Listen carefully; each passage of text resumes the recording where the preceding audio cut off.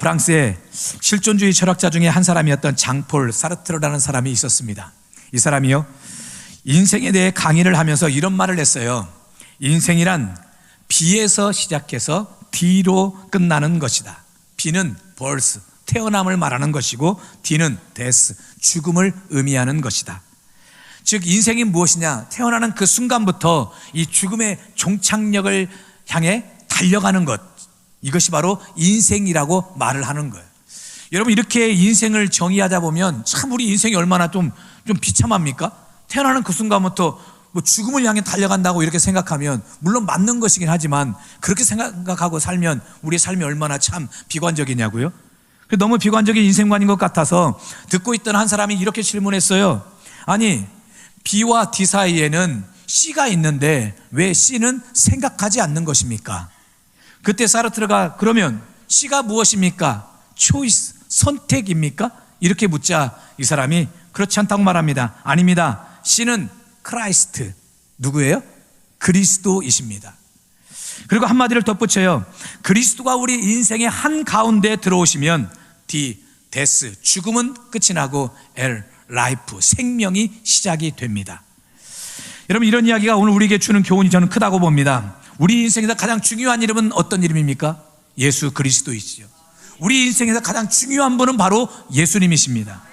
인류 역사도 보세요. 역사를 BC와 AD로 나누는데 나눴던 기준이 누구입니까? 예수님이거든요. 크라이스트, 주님이시거든요. 여러분, BC, 비포 크라이스트, 그리스도 이전이에요. 그리스도 이전. AD는 라틴어입니다. 안노 도미니. 여러분, 우리 주님의 해라는 뜻을 가지고 있어요. 여러분, 이처럼 온 인류 역사도 예수님을 중심으로 나눴다면 오늘 우리의 인생도 마찬가지예요. 우리의 삶도 예수님을 만나기 전의 삶과 예수님을 만나고 난 이후의 삶으로 나눠질 수가 있다고 볼 수 있지요. 여러분, 예수님 만나기 전에 우리 인생 어땠습니까?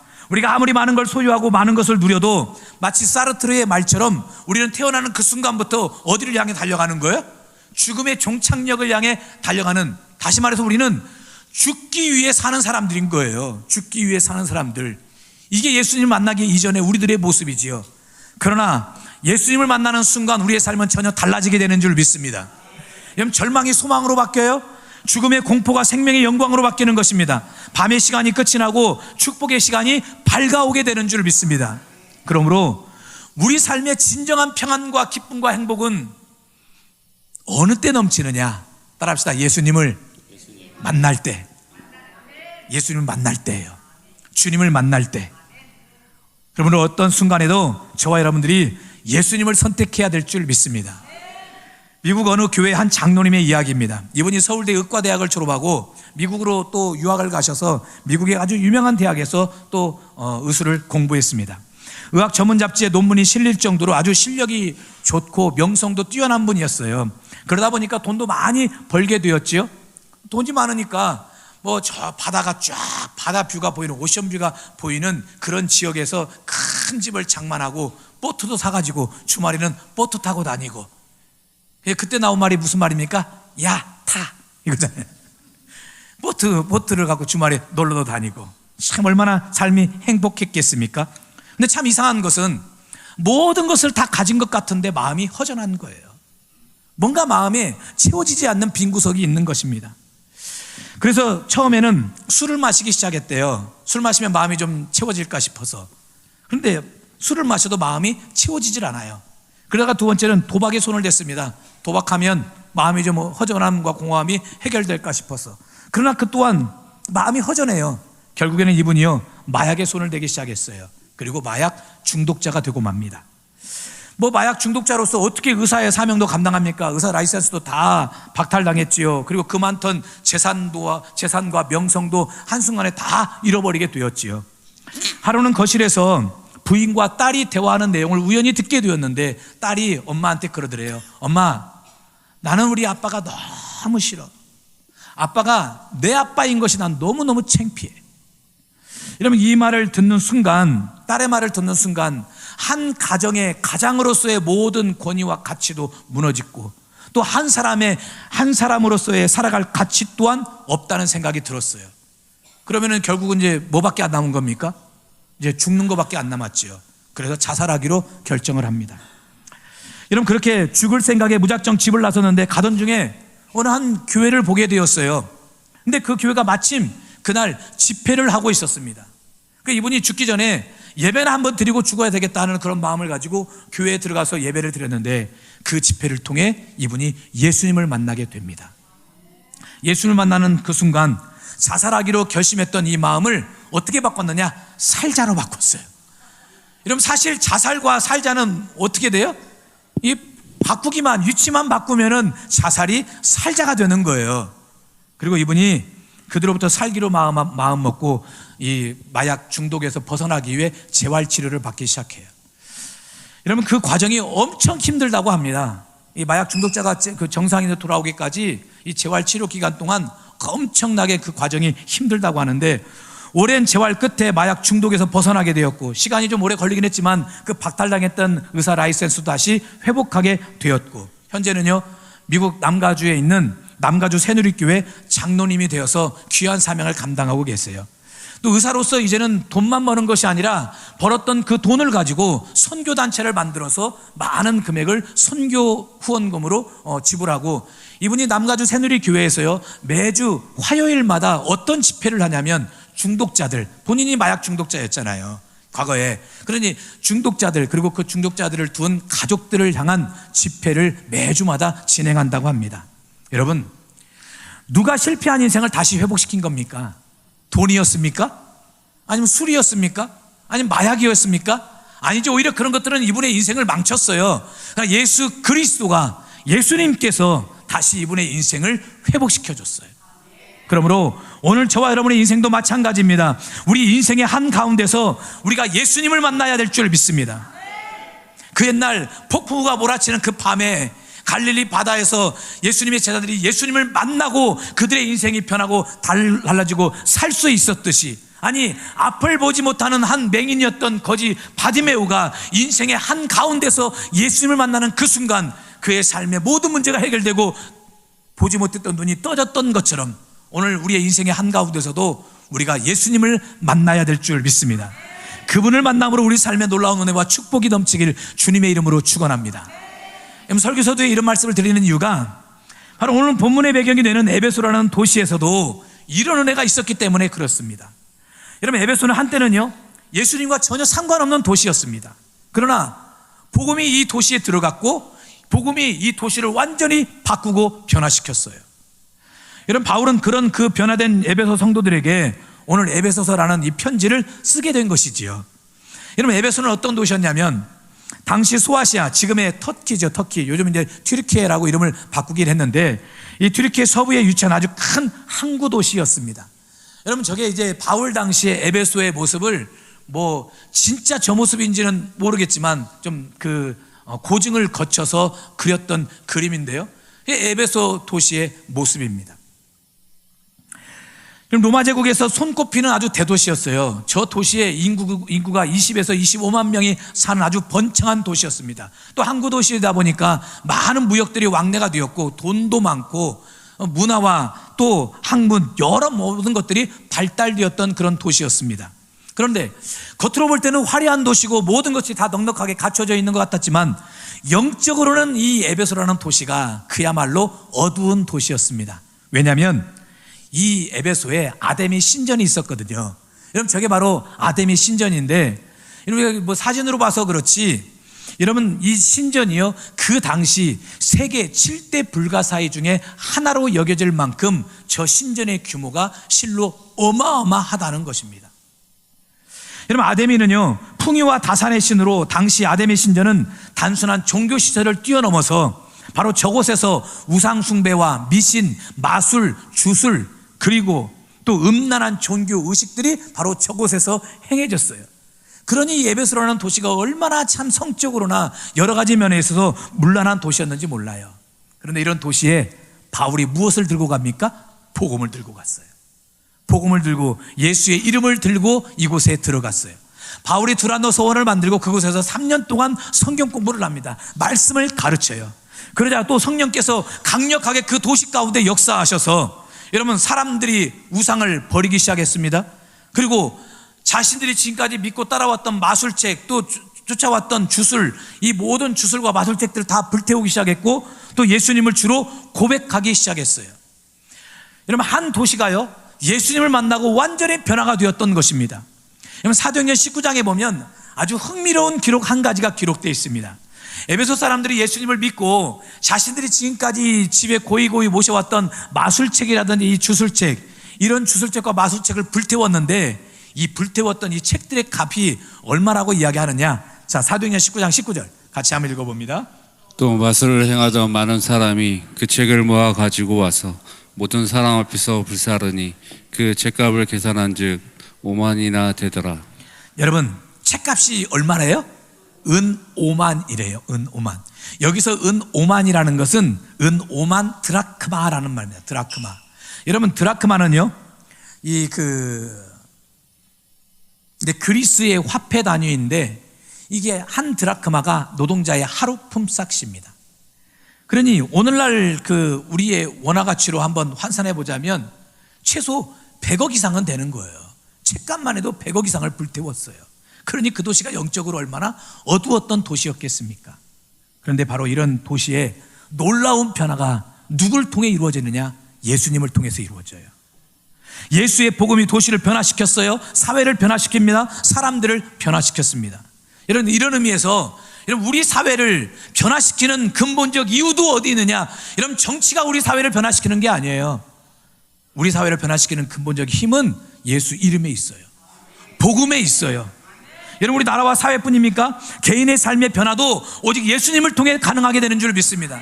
우리 가정의 변화도 예수님을 통해서요. 우리 교회의 진정한 변화도 예수님을 통해서만 가능하게 돼요.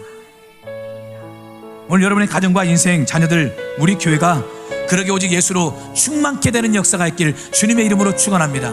예수님 때문에 우리의 삶에 진정한 기쁨과 행복과 평안이 넘치는 역사가 있길 주의 이름으로 축원합니다. 아멘. 우리 같이 고백합시다. 주님 한 분밖에는, 주님 한 분밖에는 아는 사람 없어요.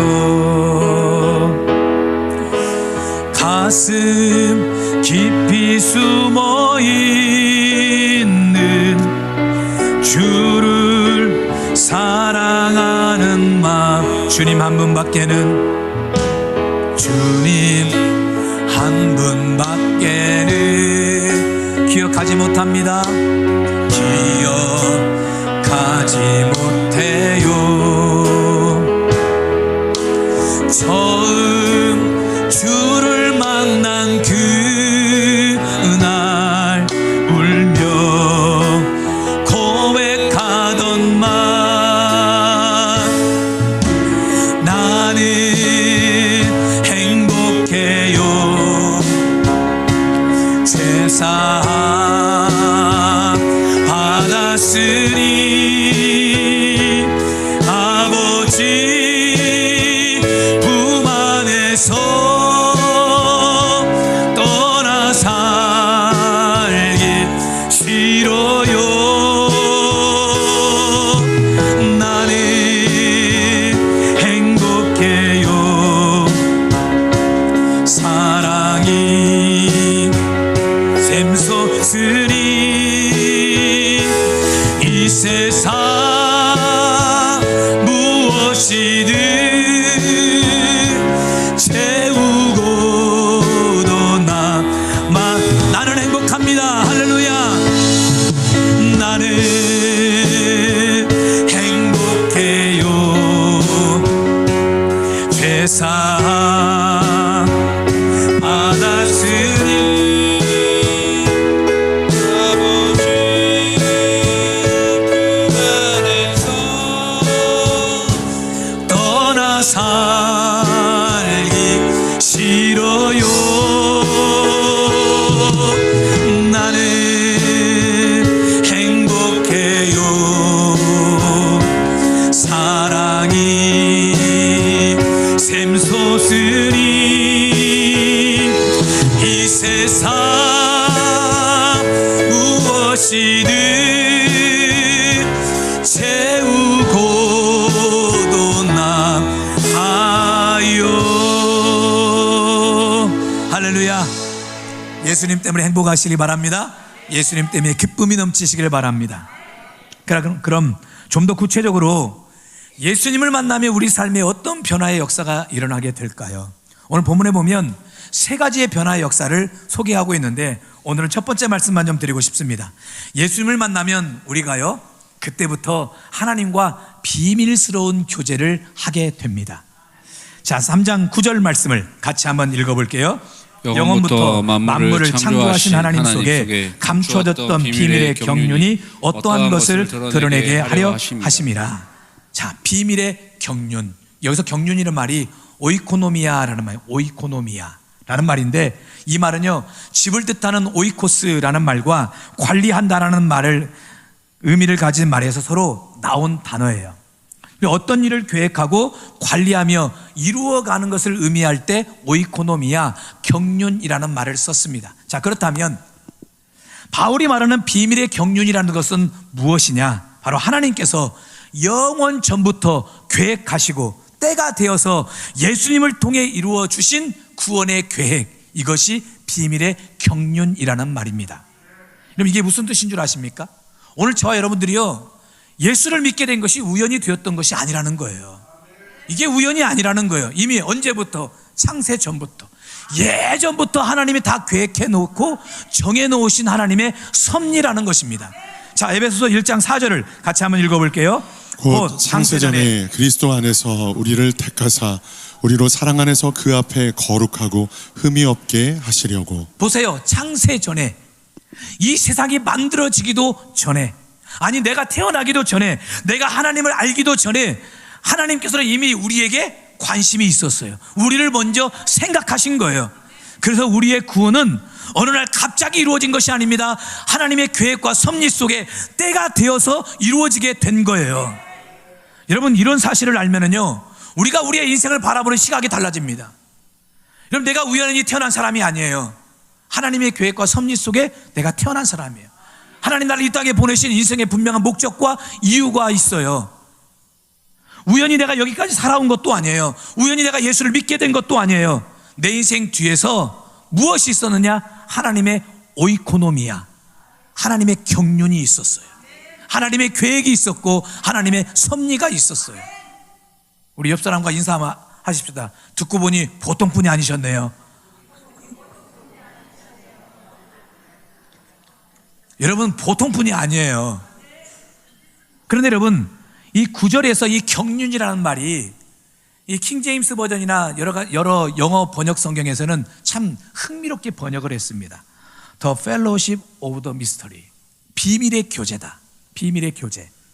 무슨 말이냐?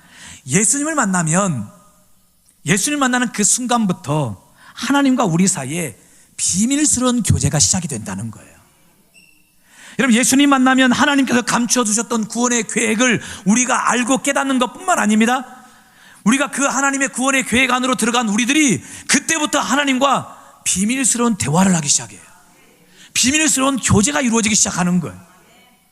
여러분, 이것이 얼마나 놀라운 은혜요, 놀라운 변화요, 축복인지 모릅니다. 예수님 만나기 전에는요, 하나님이 우리와 멀리 계신 분이었어요. 상관이 없는 분이었어요. 하나님이 어떤 분인지 알지 못했습니다. 하나님께서 나를 향해 어떻게 계획하고 계시는지, 나를 향한 생각이 무엇인지 우린 전혀 알지를 못했어요. 그러나 예수님을 만나는 그 순간 하나님이 우리에게 멀리 계신 분이 아니라 우리 가까이 계시는, 따라합시다, 우리의 아버지, 우리의 아버지가 되시는 거예요. 우리의 아버지가 되셔요. 우리는 그분의 자녀가 돼요. 자, 요한복음 1장 12절 같이 볼게요. 영접하는 자 곧 그 이름을 믿는 자들에게는 하나님의 자녀가 되는 권세를 주셨으니. 여러분, 예수를 믿는다는 것, 여러분 단순하게 생각하지 마십시오. 예수를 믿으면 내가 교회를 나가게 되고, 예수를 믿으면 내가 기독교라는 종교 하나를 갖게 되는 정도가 아닙니다. 여러분, 예수님을 믿게 되면 하나님과 우리와의 관계가 바꿔지는 거예요. 달라지는 것입니다. 멀리 계시던 하나님을 우리가 언제든지 아버지라고 부를 수 있는 아주 가까운 사이가 되는 거예요. 바울은 이것을 뭐라고 말하느냐? 하나님과 우리가 비밀스러운 교제를 하기 시작했다라고 이야기를 했어요. 그래서 이 비밀의 경륜이라고 이야기를 했던 것이에요. 여기서 비밀스럽다는 말은요, 다른 사람이 찾지 못하도록 몰래 숨겨놓은 그런 의미가 아닙니다. 세상 사람들은 이해를 하지 못하기 때문에 비밀스럽다고 이야기를 한 거예요. 여러분 보십시오. 예수 믿지 않는 사람들이 예수 믿는 우리의 삶을 이해합니까? 여러분 예수 믿지 않는 제 친구들이요, 저의 삶을 이해하지 못하더라고요. 이해 못해요. 여러분 왜 우리가 눈을 감고 기도하는지 그분들은 몰라요. 여러분 왜 새벽부터 교회 나와 하나님을 찾는지 모릅니다. 왜 힘들고 어려운데도 우리는 뭐라고 말합니까? 하나님 앞에 감사합니다. 힘들고 어려우면 힘들고 어렵다고 푸념도 하고 원망도 하고 불평도 해야 되는데 우리는 뭐라고 말하느냐? 감사하대요. 인생에 고난이 닥쳤는데도 감사하대요.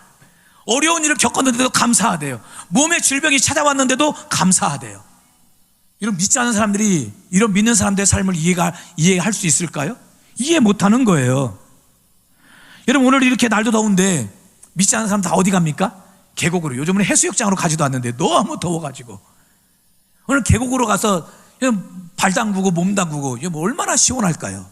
근데 우리는 지금 이 시간 이 예배당 안에 나와서 하나님 앞에 예배드리고 있으니 왜 저렇게 고리타분한 설교를 듣고 있고 왜 저렇게 1시간 넘게 저런 그냥 따분하게 앉아서 왜 저런 행동을 해야 되는지 믿지 않는 사람들은 우리가 이해가 되질 않는 겁니다. 왜 그럴까요? 그 이유가 무엇 때문이겠습니까? 비밀이기 때문에 그래요. 믿지 않는 그들은 아직 하나님과 비밀스러운 관계가 되어 있지 않기 때문에 그런 거예요. 그러나 우리는 어떻습니까? 우리는 하나님과 나 사이에 세상 사람들은 알지 못하는 비밀한 교제가 있어요. 아주 비밀한 이야기가 우리에게는 있어요. 주는 자와 받는 자만이 아는 그 비밀스러운 이야기, 비밀스러움들이 오늘 우리에게 있다는 거예요. 예수님도 제자들에게 이렇게 말씀하시던 때가 있었어요. 자, 요한복음 15장 15절 같이 읽어볼게요. 이제부터는 너희를 종이라 하지 아니하리니 종은 주인이 하는 것을 알지 못함이라. 너희를 친구라 하였노니 내가 내 아버지께 들은 것을 다 너희에게 알게 하였습니다. 너희를 뭐라 하였으니? 친구라 하였으니. 할렐루야. 여러분 종과 친구의 차이가 무엇입니까? 종은 일을 시키는 사람이지요. 그러나 친구는 주인이 마음을 나누는 사람이에요. 마음의 이야기를 하는 사람이 친구예요. 자, 우리 애들 또 보니까요, 엄마 아빠한테는 남자친구 있다고 얘기를 안 해요. 죽어도 얘기를 안 하네요. 있는 것 같은데 얘기를 안 해요. 하나 알게 되면 나한테 꼭 얘기해 줘야 돼. 얘기를 안 해요. 살살 꼬시는데도 얘기를 안 해요. 넘어오질 않아요. 절대 넘어오질 않아요. 그런데 친구는 다 알더라고요. 아버님 몇 명 있었어요. 몇 명 있었는지까지도 다 알더라고요. 근데 아빠 엄마는 몰라요. 여러분 사춘기 자녀들이 그때는 부모보다도 누구를 더 귀하게 여깁니까? 친구 관계가 더 귀해요. 엄마 아빠한테는 말을 안 해도 친구한테는 속에 있는 모든 것들을 다 이야기해요. 그럼 그렇듯이 주님과 우리 사이가 친구처럼 그렇게 아주 가깝게 되었어요. 그래서 예수님이 어떻게 말씀하십니까? 너희를 친구라 하였노니 내가 내 아버지께 들은 것을 다 너희에게 알게 하였습니다. 여러분 예수님께서요 하나님 아버지께 들었던 비밀한 이야기들이 얼마나 많이 있을까요? 그런데 그 비밀한 이야기들을 누구한테? 친구인 우리에게 알려주신다는 거예요. 할렐루야. 여러분 속된 표현으로 보면은요, 우리 예수님 우리에게만큼은 아주 입이 싸신 분이에요. 여러분 안 그렇습니까? 하나님 아버지의 그 엄청난 비밀스러움들을 우리한테 막 알려주고 싶어서 얘야 하나님 아버지한테 너를 향한 계획이 이렇단다, 너를 향한 뜻이 이렇단다, 얼마나 알려주고 싶어서. 여러분 왜 그렇습니까? 바로 하나님과 주님과 우리와의 관계가 친구 관계이기 때문에 그렇습니다. 여러분 이것이 얼마나 큰 은혜요, 큰 축복인지 몰라요. 예수를 만나기 전에는 하나님의 마음을 몰랐어요. 내가 왜 이 땅에 태어났는지 그 이유를 알지 못했어요.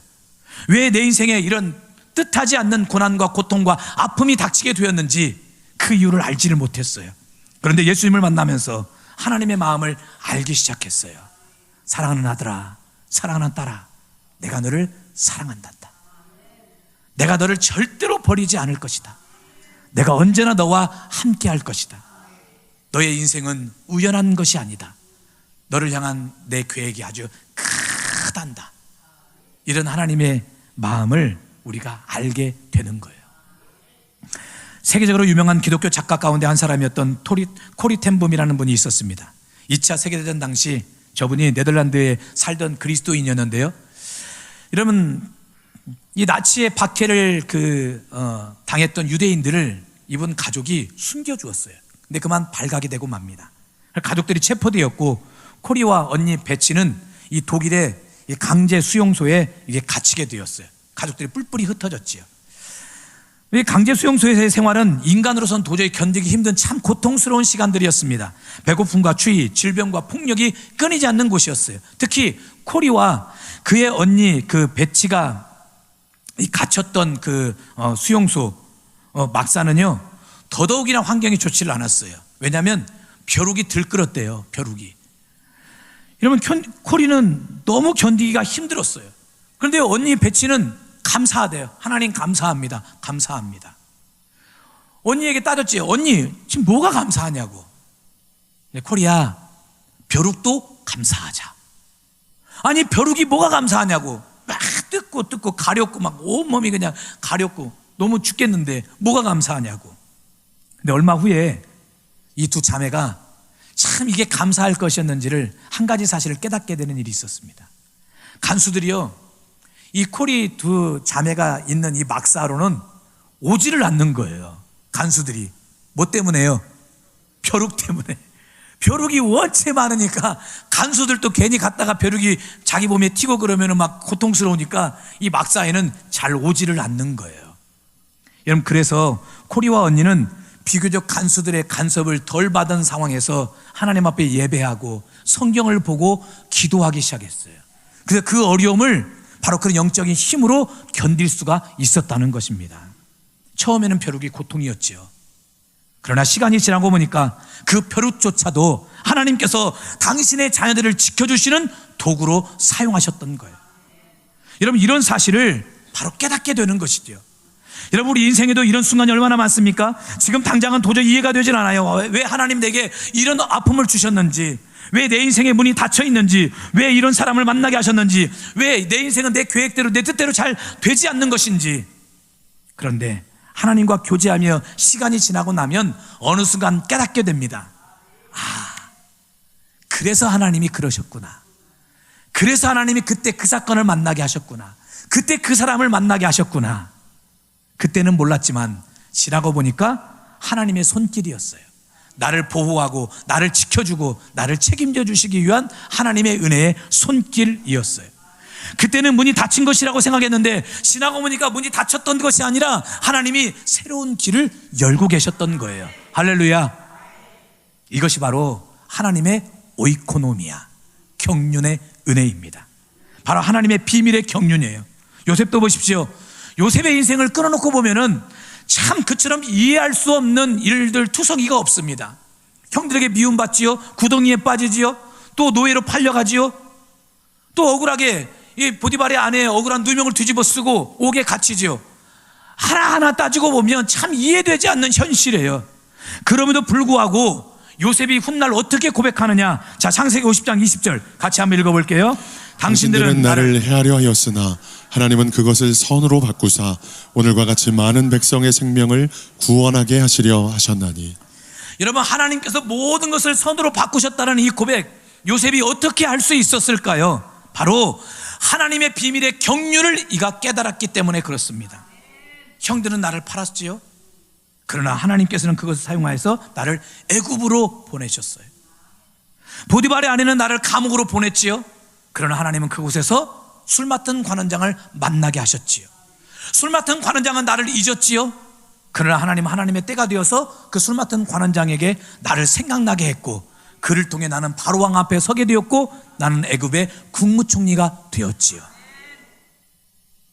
여러분, 하나씩 보면 모든 것이 우연인 것처럼 보였지만 연결해 보니까 다 하나님의 비밀의 경륜이었어요. 하나님의 오이코노미아였어요. 여러분, 예수님을 만나면 바로 이런 비밀의 경륜, 오이코노미아에 눈을 갖게 되는 거예요. 그래서 하나님의 뜻을 보게 되는 것입니다. 왜 그렇습니까? 하나님과 비밀의 교제를 하기 때문에 그래요. 그렇다면 마지막 결론적으로 적용 하나 해보겠습니다. 우리가 하나님의 경륜을 어떻게 알아갈 수 있을까요? 우리가 하나님과 비밀스러운 교제를 하는 방법이 과연 무엇일까요? 예레미야 33장 3절에서 분명한 답을 주고 있습니다. 같이 한번 읽어볼게요. 너는 내게 부르짖으라. 내가 내게 응답하겠고 내가 알지 못하는 크고 은밀한 일을 내게 보이리라. 보세요. 크고 어떤 일이래요? 은밀한 일.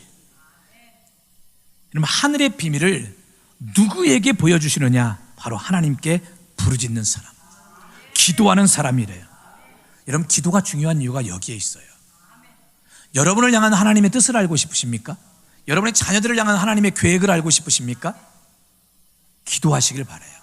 기도하면 하나님이 크고 비밀한 일, 은밀한 일을 우리들에게 보여주세요. 여러분, 기도는요, 우리가 하나님께 무엇을 얻는 시간만이 아닙니다.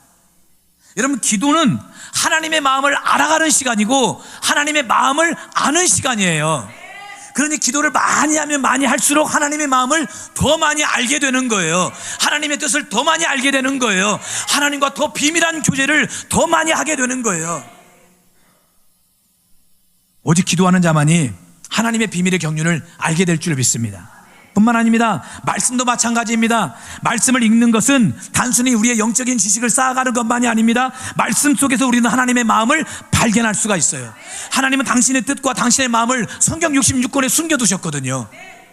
그래서 말씀을 읽고 말씀을 가까이 하고 설교를 듣고 그러면 하나님의 뜻을 알아요. 하나님의 마음을 분명히 알게 되어 있어요. 여러분, 시편 25편 14절에서 다윗이 이렇게 고백해요. 같이 한번 읽어볼게요. 여호와의 친밀하심이 그를 경외하는 자들에게 있으며 그의 언약을 그들에게 보이시리로다. 여호와의 친밀하심이, 이게 무슨 말이냐면 여러분, 하나님께도요 친밀한 사람이 있다는 거예요. 여러분, 다 교회 나온다고 해서 다 구원받는 사람이 아닙니다. 여러분, 다 교회 나온다 해서 다 알곡이 아니에요. 다 교회 나온다 해서 다 하나님의 사랑을 받는 것 또한 아닙니다. 하나님과 더 친밀한 사람이 있어요. 하나님께서 더 친밀하게 여기시는 사람이 있어요. 더 친밀하게 생각하는 사람이 있어요.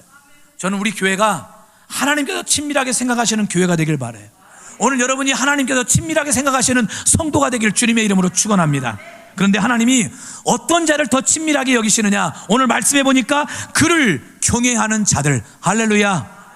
무슨 말입니까? 하나님께 가까이 머무는 사람, 하나님께 기도하는 사람, 말씀을 가까이 하며 하나님의 마음을 알기 위해 몸부림치는 사람, 바로 그 사람을 하나님은 친밀하게 여기신대요. 너 참 나랑 친밀하구나. 네 소원이 무엇이니? 네가 원하는 것이 무엇이니? 네가 바라는 것이 무엇이니? 이런 하나님의 음성이 우리에게 들려지는 거예요. 그런 사람에게 하나님께서 무엇을 보여주신대요? 그의 언약을 그들에게 보이시리라. 할렐루야. 하나님의 마음을 보여주시고 하나님의 뜻을 알게 하시고 하나님의 계획을 깨닫게 해주시는 거예요. 그러므로 여러분, 언제나 하나님께 가까이 가십시오. 이해되지 않는 일이 있거든 하나님 앞에 기도하십시오. 인생의 답이 보이지 않는다고 하면 여러분, 말씀을 붙드십시오. 말씀을 듣고 말씀을 읽고 그 말씀을 가까이 하십시오. 길을 모르겠다면 여러분, 하나님의 곁을 더 파고드십시오. 그것이 무엇입니까? 예배예요. 그렇게 하나님을 가까이 하십시오. 그러면 하나님은 분명 당신의 오이코노미아, 비밀의 경륜을 우리들에게 알려주시고 보여주실 거예요. 그리고 그때부터 우리는 더 하나님과 비밀스러운 대화를 하고 아주 비밀스러운 관계가 될 것입니다. 이와 같은 은혜와 축복이 여러분의 삶에 가득 넘치시길 바랍니다. 이제부터는 하나님 아버지 하면 오냐 사랑하는 딸아, 사랑하는 아들아 하는 이 음성이 여러분에게 들려지는 역사가 있을 줄 믿습니다. 이와 같은 은혜와 축복이 넘치시길 주의 이름으로 축원합니다. 아멘.